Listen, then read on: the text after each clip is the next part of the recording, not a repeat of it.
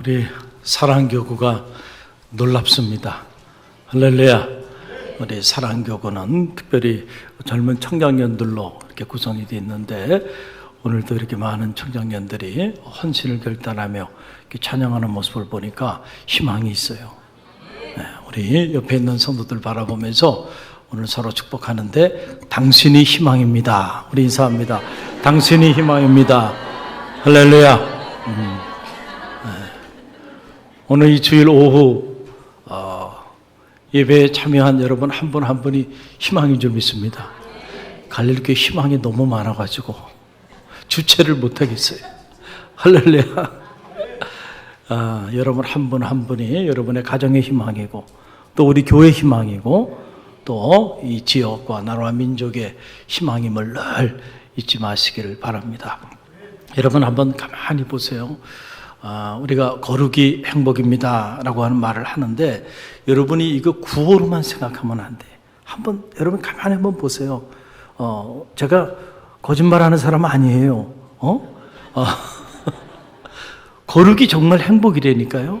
여러분 보세요. 여러분 주변에 이렇게 불행하게 살아가는 사람들을 한번 들여다보세요. 자, 불행하게 살아가는 사람들의 삶의 자리에 없는 것 딱 하나가 있습니다. 그게 바로 뭐냐면 거룩한 삶입니다. 그렇죠? 틀림이 없어요. 불행하게 살아가는 사람은 돈도 많을 수 있어요. 때로는 명예도 있고 권력도 가질 수 있어요. 그런데 왜 불행하게 살아갈까? 가만히 보면 그 사람의 삶에 거룩한 삶이 없어. 틀림없이 불행합니다. 그런데 여러분, 놀랍게도 많이 갖지 않았어도요, 행복하게 살아가는 사람들을 우리가 간혹 만나요. 그런데 그 사람의 삶의 자리에 반드시 있는 것 하나, 그게 바로 뭐예요? 거룩한 삶입니다. 할렐루야. 실제로 우리가 거룩한 삶을 우리 삶의 자리 안에 체득하게 되면요, 우리의 삶의 변화들이 일어나는데, 그 변화 중에 첫 번째 변화가 기쁨이고 감사고, 할렐루야. 그리고 그것이 행복으로 이렇게 자리하게 되는 거예요. 그래서 내가 불행하다 생각하는 사람은 내가 물질을 많이 가지고 있지 않기 때문에, 남보다 내가 높은 지위에 오르지 않았기 때문이라고 생각하지 마세요.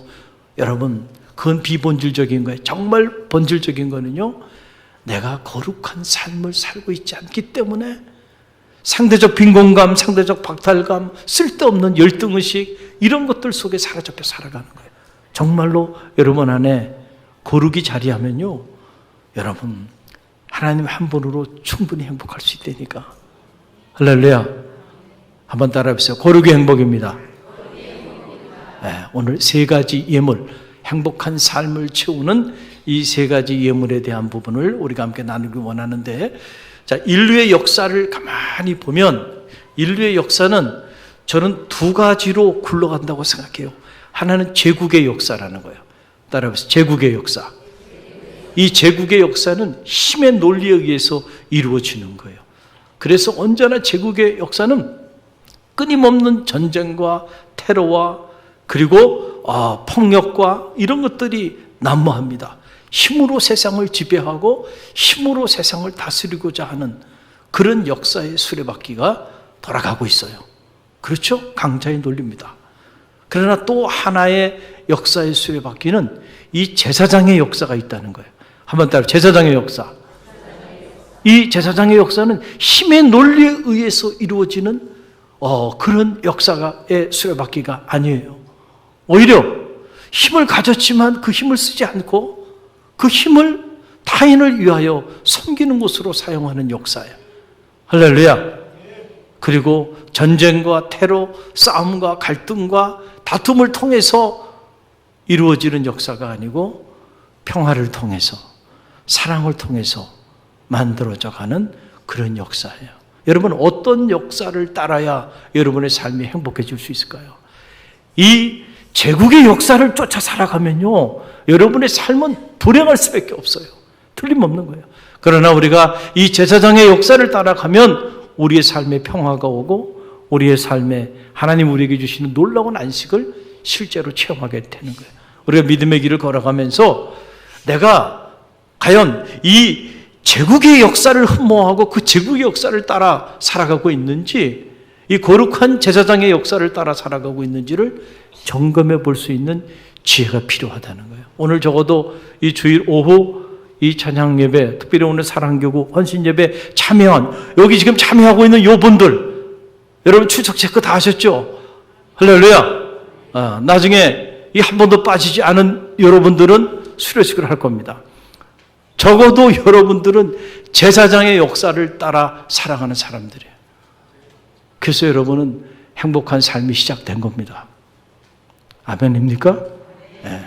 자, 오늘 이 레위기 7장 말씀인데, 이 레위기 7장 안에 우리가 들어가 보게 되면 세 가지 제물에 대한 부분이 나와요. 근데 이 세 가지 제물이 어떤 세 가지 제물이냐면, 우리가 이미 배웠죠. 화목제.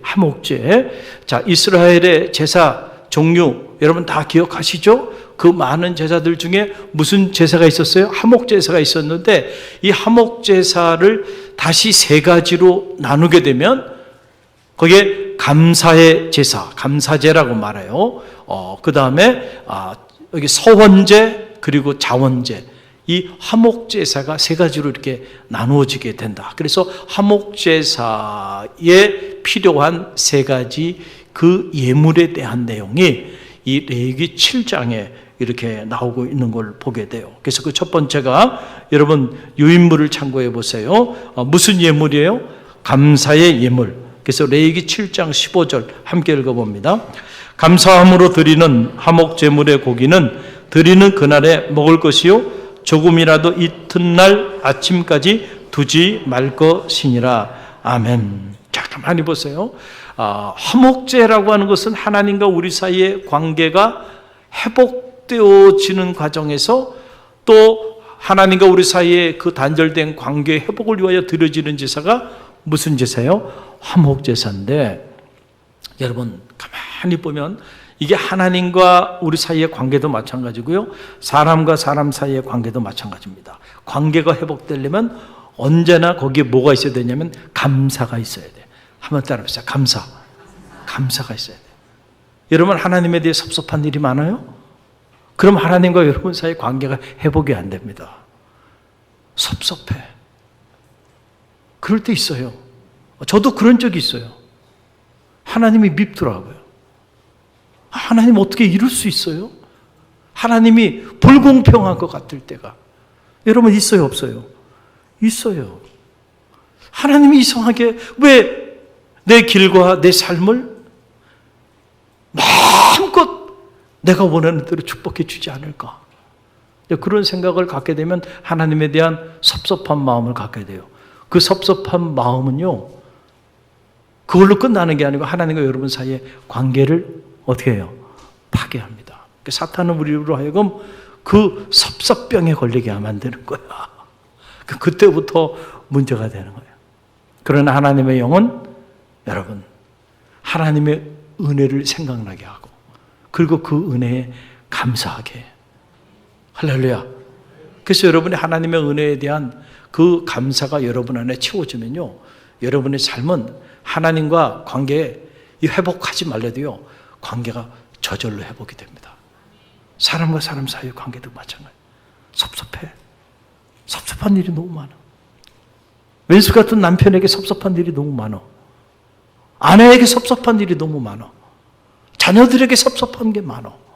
또 자녀 입장에서는 자기 부모에게 섭섭한 일들이 많아. 그러면요, 가족이라도요, 부부관계라도요, 관계가 어떻게 될까요? 그 섭섭한 마음이 관계를 다 파괴시켜 나가는 거예요. 그러나 아내에 대한 감사, 남편에 대한 감사, 부모에 대한 감사, 자녀에 대한 감사가 채워지면요, 관계는 저절로 회복되는 거예요. 할렐루야. 그래서 이 화목제의 제물 중에 첫 번째 제물이 바로 감사의 제물, 감사의 예물이에요. 감사로 하나님 앞에 예물을 드리지 않는 화목제는 있을 수가 없다는 거죠. 할렐루야. 그래서 저는 말하기는 여러분의 삶의 자리 안에 이 감사 지수가 높아지게 되기를 간절히 바랍니다. 세상은 이 intellectual quotients, 그렇죠? 지능 지수에 관심이 많아요. 그러나 가만히 보면 머리가 똑똑한 악한 놈들이죠. 그놈들이 사건 사고를 다치고 그놈들이 세상을 어지럽게 하고 있어요. 머리만 똑똑해서 그래요. 무엇이 없을까요? 감사지수가 부족하니까. 할렐루야. 그러니까 자기밖에 모르는 겁니다. 여러분, 그런 사람들이 세상을 망치고 있는 거예요. 세상을 불행하게 만드는 거예요. 믿음의 길을 걸어가는 우리 성도들이 여러분의 자녀가 세상을 망치는 그런 자녀가 되도록 여러분 그렇게 양육하지 않게 되기를 간절히 바랍니다.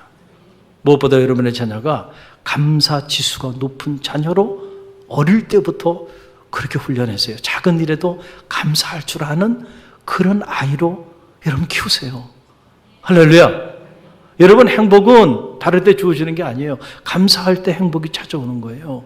그래서 감사 지수는 곧 관계 지수를 결정하고 이 관계 지수는 곧 행복 지수를 결정하는 겁니다. 여러분은 왜 이렇게 낮밤 가리지 않고 돈 벌기 위해서 또 사회에서 성공하기 위해서 몸부림치며 삽니까? 결국은 행복한 삶을 살기 위한 거예요. 할렐루야. 그런데 행복한 삶을 살기 위해서 정말로 필요한 게 뭔가? 그건 감사지수라니까요. 할렐루야. 여러분 안에 감사가 채워지지 않는다고 한다면 아무리 많은 돈을 벌어도 그 돈이 독이 될 겁니다. 아무리 높은 지위에 올라도요, 그 지위에 오른 그것이 여러분의 삶을 무너뜨리는 안타까운 단초가 될 겁니다. 정말로 중요한 거는요, 우리 안에 정말로 필요한 거는 감사예요. 감사할 줄 아는 그 지수가 높은 거, 감사의 영성이 깊은 거. 그래서 저 사람은 감사하네? 야, 놀랍다. 사소한 일에도 감사해요. 할렐루야. 이 말씀을 듣고 나갈 때도 보면 다 교우들의 모습이 다 성적이 매겨집니다. 성적이 매겨져요. 저 사람은 오늘 몇 점짜리. 말만 하지 않을 뿐이에요, 제가. 이 자리에 없는 분들은 그런 걸 뭐래요? 권총 쳤다는 거죠. F 학점이라는 건 뭐예요? 팬테스틱의 약자가 아니에요. F가. 한번 주변에 봐요. 없는 분들 보세요. 없는 분들 확인해요. 자기 자리를 지킬 줄 알아요. 할렐루야. 여러분, 감사함이 채워지면요, 우리의 삶에 관계의 문이 열리고, 관계의 문이 열리면 하늘 문이 열리는 거예요. 할렐루야.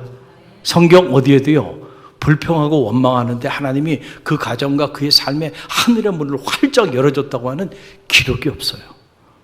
오히려 열렸던 문이 닫혀, 축복의 문이 닫히고 저주의 문이 열려요. 그러나 감사하는 사람들은 광야 속에서도, 홍해 앞에서도, 요단강 앞에서도, 여리고성 앞에서도 감사하는 사람은요, 사자굴 속에 던져지는 위기 속에서도 감사할 줄 아는 사람에게는 하늘의 문이 열리는 거예요. 이 감사의 예물이 여러분이 하나님 앞에 드리는 모든 예배에 중요한 예물로 자리하게 되기를 주님의 이름으로 간절히 축원드립니다. 그래서 오늘 이 말씀에 들어가다 보니까 감사의 예물에 대한 규례가 한 자락 나오는데 보니까 감사의 그 제물은 그날 모두 다 먹게 했다. 왜 그랬을까? 그날 왜 다 먹게 했을까? 두 가지 영적인 이유가 있는데 하나는 나눔이에요. 나눔. 따라해서 나눔. 네, 나눔. 그러니까 감사하는 마음으로 감사의 예물로 하나님 앞에 화목제사를 이렇게 드리게 되는데, 드리고 난 다음에 그 제물들을 축적해서 이렇게 모아두지 말고 그날 다 소비하라는 거예요. 우리가 먹고, 그리고 우리가 배불렀으면 우리 주변에 있는 사람들에게도 다 나눠주라는 거예요. 전부 다 나눠주라는 거죠. 그걸 나눠주지 않고 축적해 놓게 되면 다 썩어서 결국은 먹을 수도 없고 누군가에게 줄 수도 없는 그런 예물이 되고 말아요. 그래서 모든 사람에게 아낌없이 다 나눠주라라고 하는 거죠. 또 하나는 하나님을 의지하는 믿음, 하나님만을 의지하는 그 믿음을 갖게 하기 위해서 일용할 양식을 구하라는 게 그런 거거든요. 오늘 먹을 양식 먹고 그리고 다 나눠주고 내일 일은 남 몰라요. 하루하루 살아요. 이게 무책임한 게 아닙니다. 이 고백 안에는 내일은 내일의 양식을 하나님이 우리에게 예비해 주실 거야. 그 믿음이 있는 거죠. 할렐루야.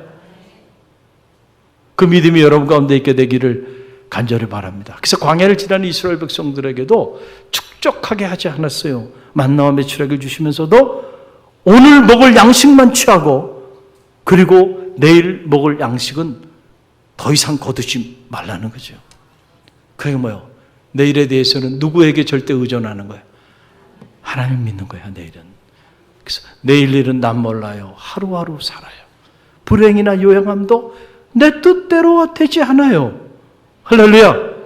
하나님의 손에 달려있다는 거예요. 우리가 자꾸 보면 잉여의 재물을 축적하고 잉여의 물질을 축적하는 곳에서 모든 문제가 거기서부터 벌어져요.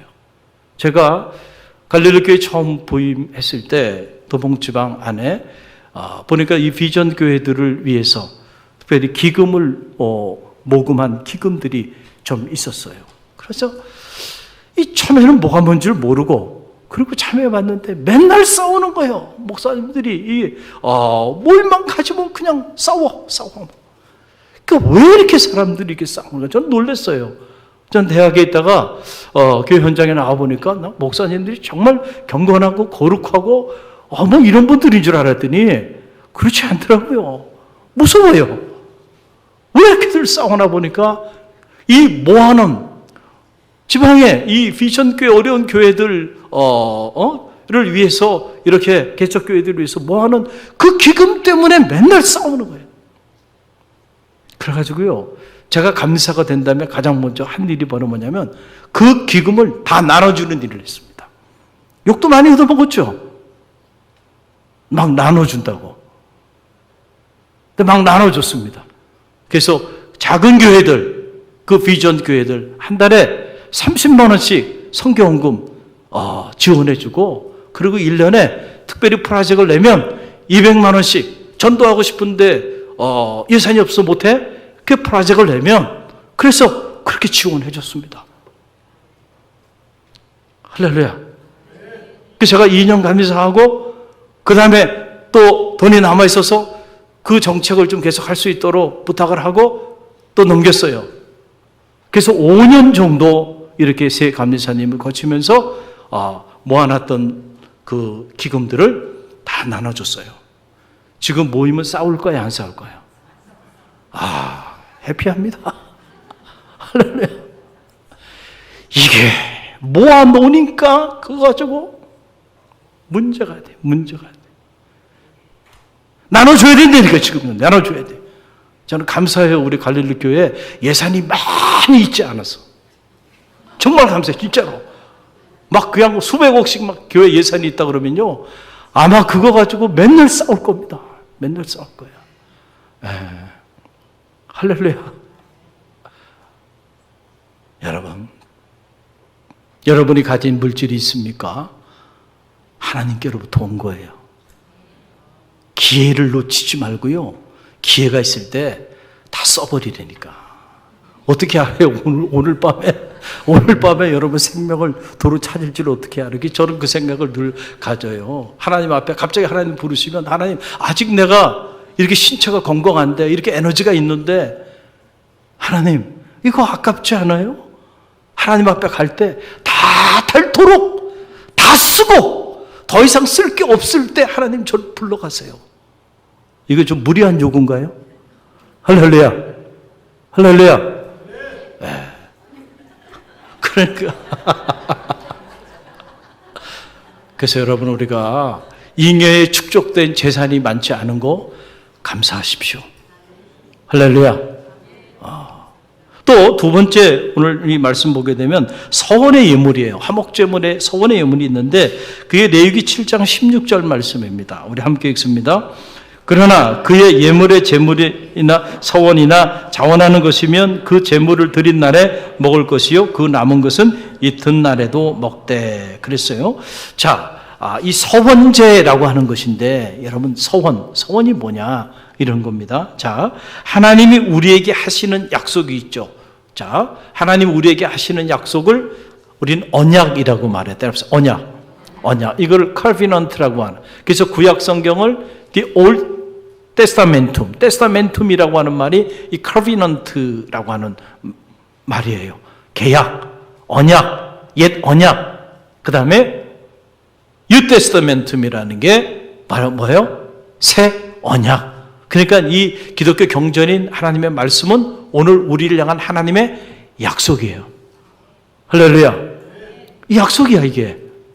그 어떤 약속을 하나님이 우리에게 했는지 우리가 알고 그 약속을 붙잡고 사는 거, 그것이 우리가 말씀을 붙잡고 살아가는 그런 삶이죠.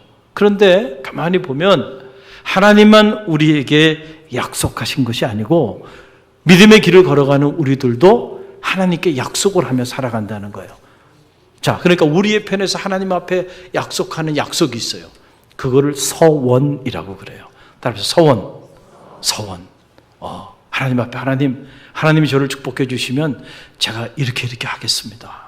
하나님 우리 자녀의 이 문제만 해결해 주신다면, 하나님 이 사업체의 이 문제만 해결해 준다고 한다면, 제 건강의 문제만 해결해 준다고 한다면 제가 이렇게 하겠습니다. 자, 소원하며 우리가 기도하며 나아가지요. 할렐루야. 귀한 일이에요. 그런데 여러분이 하나님 앞에 소원한 그 소원은 여러분 반드시 지키시길 바랍니다. 하나님이 우리에게 하신 약속을 신실하신 하나님의 때에 하나님의 방법으로 반드시 지켜주시듯이 우리도 하나님 앞에 한 약속들은요, 지킬 줄 알아야 돼요. 그래야 하나님께서 그런 사람들을 들어서 사용하여 주시는 거예요. 여러분, 그래서 이 신명기 말씀 보게 되면 신명기 23장 23절 말씀, 여러분 나눠진 유인물을 참고하세요. 함께 읽습니다. 내 입에서 낸 것은 그대로 실행하기를 주의하라. 무릇 자원한 예물은 내 하나님 여호와께서 내가 서원하여 입으로 언약한 대로 행할지라. 또 전도서 5장 4절 말씀 함께 읽어봅니다. 내 하나님께 서원하였거든 갚기를 더디하지 말라. 하나님은 우매자를 기뻐하지 아니하시나니 서원한 것을 갚으라. 우매자가 누구냐면 서원한 것을 갚지 않는 사람이 우매자예요. 지혜로운 사람이 누구냐면 서원한 것을 갚으며 사는 사람이 지혜로운 사람이에요. 그런데 우리가 흔히 하는 말이 화장실 들어갈 때 하고 나올 때 다르다고요. 그 어떤 분이 그래요. 그럼 목사님 달라야죠. 똑같으면 어떡합니까? 야, 참, 대단하신 분들이에요. 이 말의 의미를 따져야 되는데요. 그 의미를 또 그렇게 또 대꾸하면서 화장실 들어갈 때하고 나올 때 삶이 다른 것에 대한 정당성을 확보하는, 또 그런 쪽으로 머리가 돌아가는 분들도 있더라고요. 할렐루야. 여러분, 우리가 왜 서운한 것을 갚지 못할까요? 가만히 보면 여러분 아까워서 그래요. 내가 손해볼 것 같아서 그래요. 하나님 이 문제만 해결해. 이 자녀의 문제만 해결해. 제가 하나님 앞에 이렇게 하겠고 저렇게 하겠고 저렇게 하겠고, 근데 막상 다 해결되고 나니까 그렇게 하려고 하니까 아까워. 못하는 거예요. 손해본다고 생각하는 거예요. 저는 충심으로 여러분에게 간증합니다. 저는 제 인생에서 제가 가장 잘한 일은 하나님 앞에 중학교 때 서운한 그대로 주의 길을 걸어간 일입니다. 제 인생에 돌아봐도 가장 잘한 선택이었어요. 할렐루야. 물론 부모의 반대도 있었고 학교 선생님의 반대도 있었지만, 제가 중학교 때 그 죽음의 사지를 헤맬 때 살려만 주시면 제가 주의 길을 걸어가겠다고 서원했던 대로 제가 신학교의 문을 두둥기고 주의 길을 걸어가게 된 일, 제 인생에 돌아보면 가장 잘한 일 중에 하나예요. 왜냐하면 돌아보니까 말이죠, 제가 상상했던 것보다 하나님이 제 인생을 더 놀랍게 축복해 주셨어요. 지금도 축복해 주셨고 앞으로도 축복해 주실 것을 저는 확신합니다. 그래서 내가 그때 그 선택을 잘못했다고 한다면, 하나님이 내 육체의 질병을 기적적으로 치유해 주셔서 먹고 살만하게 되었을 때, 그때 내 욕심을 따라 내가 언제 그랬냐는 듯이, 그리고 그냥 세상 길로 가버렸다고 한다면, 내 인생이 지금 내일 모레 60인데 지금쯤 어디서 뭘 하고 있을까 생각해 보면 끔찍해요. 제 성정도 만만치가 않아요. 아마 글쎄요, 살아있을까요? 그 성격?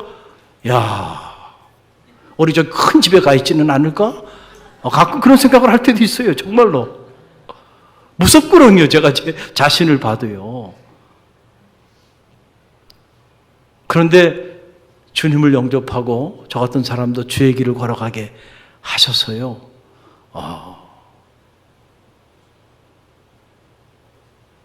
성직자가 되게 해주신 거예요. 할렐루야. 너무너무 감사해요. 우리가 행복이라는 찬양 보면 억울한 일이 있어도요, 눈물 날 일이 있어도 우리가 참을 수 있는 거, 기도할 수 있는 거, 할렐루야. 어느 순간에 제가 그런 사람으로 바뀌어 있더라고. 화가 막 올라와도요, 하나님 앞에 새벽에 나와서 기도하다 보면 일주일이 가지 않더라고요. 아무리 길어도 3, 4일이면 또 다 소진이 되더라고요. 감사하죠. 원래 그런 사람이 아닌데. 할렐루야. 주의 은혜예요. 하나님 앞에 서원한 것, 그 서원한 것을 갚으니까요, 하나님은 제가 상상도 하지 않은 그 놀라운 일들로 채워주시고 축복해 주시고 이끌어 주시고, 할렐루야. 아마 제 생각에 죽는 날까지 존귀하게 쓰임받을 것 같아. 느낌이 좋아. 왜냐하면 제가 그렇게 기도하거든요. 하나님 부르는 날까지 하나님 일을 위하여 쓰임받고 싶습니다. 네. 나이 들면서 비참하게 그렇게 시들어가고 싶지 않습니다. 저는 그걸 위해 기도해요. 여러분도 기도하시길 바랍니다. 그러니까 하나님, 저는 그렇게 들어 사용하여 주실 줄로 믿습니다. 자, 그 다음에 세 번째는 이 자원의 제물이라는 건데, 한목제에는 자원의 제물이 있었다라고 하는 거예요. 이게 free will offering이라고 하는 거예요. 사실은 우리가 하나님 앞에 드리는 모든 예배는 자원하는 예배가 돼야 돼요. 할렐루야. 이게 여러분 도살장 끌려오는 기분으로 말이죠. 그렇게 우리 여러분들이 예배의 자리에 나오면 안 된다니까요. 자원하는 마음으로. 할렐루야. 그래서 여러분 보세요. 이스라엘 백성들이 참 이 역대상의 말씀을 보면 참 은혜가 되는 대목 중에 하나가 뭐냐면, 다윗이요, 이 성전을 건축하고 싶은 마음이 막 불릴 듯 일어났잖아요. 정말 다윗은 하나님의 성전을 정말 너무너무 사랑했던 그런 사람이에요. 그래서 꼭 한번 자기 생에 하나님의 성전을 한번 지어보고 싶었어요. 네. 그 마음 저도 이해는 됩니다. 그런데 하나님이 넌 아니라는 거야. 여러분 얼마나 서운했을까? 그렇잖아요. 넌 아니야. 그 대신 너 다음 때에 나의 성전을 짓게 할 거야. 그랬어요. 여러분 같으면 그 상황에 어떻게 반응했을까요? 우리는 많은 경우에 착각들을 많이 해요. 내가 아니면 안 된다는. 물론 그런 주도적이고 그런 책임감을 가지고 주인의식을 가지고 사역하는 거 좋아요. 그러나 그게 도가 지나치면 오히려 문제가 되는 거예요. 여러분 아니래도요, 하나님은 또 새로운 사람을 통해서 새 일을 행하실 것입니다. 서운하십니까? 저는 그 사실 알아요. 그렇기 때문에 제가 아니래도 갈릴리 교회는 또 다른 하나님의 사람들을 통해서 또 이 교회는 하나님의 역사를 놀랍게 이어갈 겁니다. 저는 그걸 알아요. 그러나 하나님이 제게 허락하여 주신 그 날까지는 최선을 다해서 제가 섬길 뿐이에요. 그러나 언젠가는 하나님이 부르시겠죠. 저에게도 아무개야 너는 여기까지야. 그럴 날이 있을 거예요. 모세에게도 그랬죠. 여러분, 모세가 출애굽도 하고, 그리고 모세에게 그 꿀과 젖이 흐르는 가나안 산지에 대한 비전도 주시고, 그 엄청난 기적과 재앙들도 모세를 통해서 행하게 하셨어요. 그 어마어마한 카리스마를 가지고요. 정말 모세가 이스라엘 백성들을 거느리고 꿀과 젖이 흐르는 가나안 산지에 들어갈 줄 알았어요. 모세도 그렇게 생각했을 거고 백성들도 그렇게 생각했을 겁니다. 그런데 어느 날 하나님이 모세를 부른 거죠. 모세야, 너는 여기까지야. 서운했을까, 안 서운했을까요? 서운했을 거예요. 그러면 모세가 우리 같으면 그래? 그러면 알았습니다. 그리고 뒤에 딱 뒷짐지고 앉아가지고 바라보면서 이제 여호수아를 통해서 하나님이 꿀과 젖이 흐르는 가나안 산지로 들어가겠다 그러는데, 우리 같으면 어떻게 할까요? 그래, 잘하나 보자. 우리 그거 잘하잖아요. 그래, 잘하나 보자. 얼마나 잘하나 보자. 우리는 그러고 있단 말이에요. 그런데 모세는 그렇게 하질 않았어요. 가만히 보세요. 신명기가 뭡니까? 모세가 이미 너는 여기까지, 그 소리를 듣고요. 그리고 출애굽 2세대들, 자기가 아닙니다. 자기 부하에 수하에 있었던 여호수아, 갈렙 같은 이 젊은 사람들을 대신해서 꿀과 젖이 흐르는 산지에 들어가게 된 것을 다 알고도 그들이 그곳에 잘 가서 그곳에서 자신이 이루지 못한 꿈을 이루고 하나님의 성민으로 살아가게 하기 위해서 마지막 고별 설교를 하면서 하나님이 주신 계명을 다시 소환하는 그 놀라운 생명의 메시지가 드유테로노미, 이게 신명기입니다. 멋있잖아요? 할렐루야. 여러분, 다윗 정말 그렇게 하나님의 성전을 짓고 싶었어요. 통일 왕국 시대를 이루고 말이죠. 그가 가지고 있는 재산, 그가 가지고 있는 권력, 그가 가지고 있는 힘으로 다윗의 머릿속에 정말 세상에 어디에도 없는 그런 위대한 성전을 짓고 싶었을 거예요. 너무 하나님의 성전을 사랑했잖아요. 하나님께서 너는 피를 너무 많이 흘렸어. 넌 아니야. 서운할 수 있어요. 그런데 여러분, 성서를 보세요. 다윗이 그것 때문에 서운해하지 않아요. 그리고 그래, 잘하나 보자. 그리고 뒷짐지고요. 뒤에서 엉뚱한 소리 하고 있지 않아요. 오히려 여러분, 자기 아들 솔로몬 때에서 하나님의 성전을 지을 수 있도록요, 모든 것을 다 준비해 줍니다. 할렐루야. 여러분, 이게 멋있는 하나님의 사람이에요. 다 준비해줘요. 오늘 이 여러분에게 지금 이렇게 나눠드린 유인물에 나오는 장면은 그 중에 하나인데요.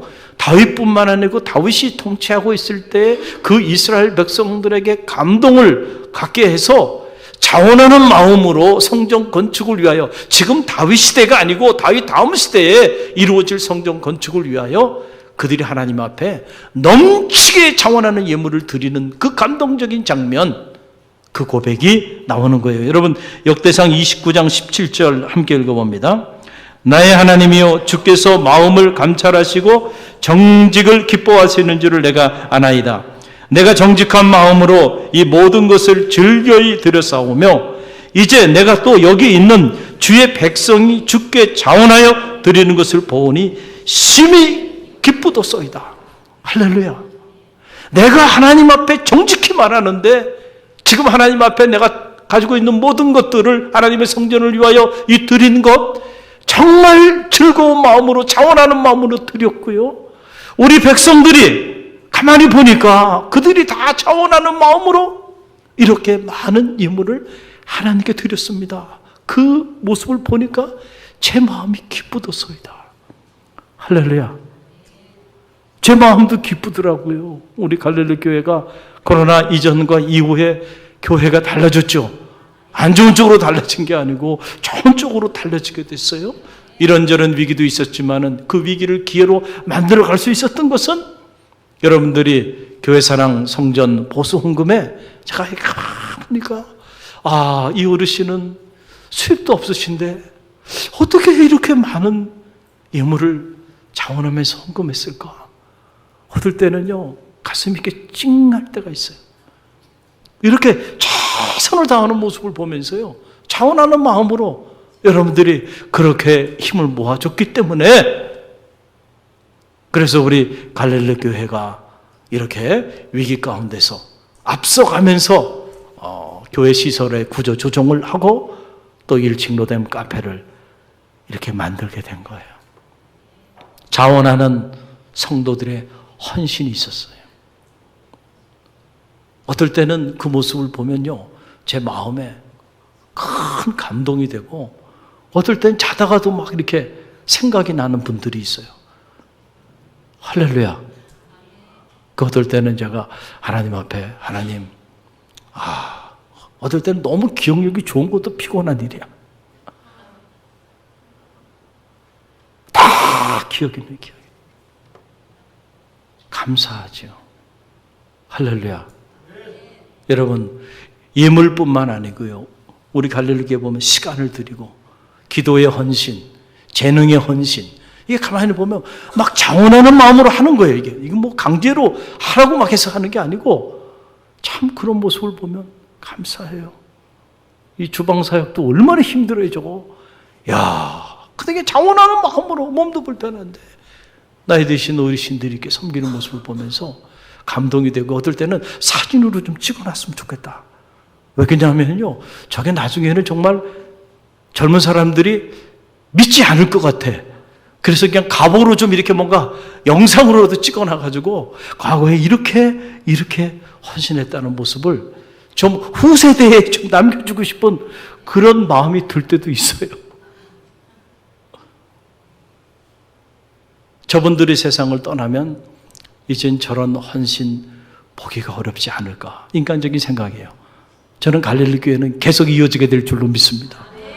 오늘 이 사랑교구 헌신 예배 드리는 모습을 보니까 아마 모세가 하지 못한 일을 여호수아 갈렙이 했듯이 우리가 하지 못한 일들을 이 젊은 세대들이 하게 될 줄로 믿습니다.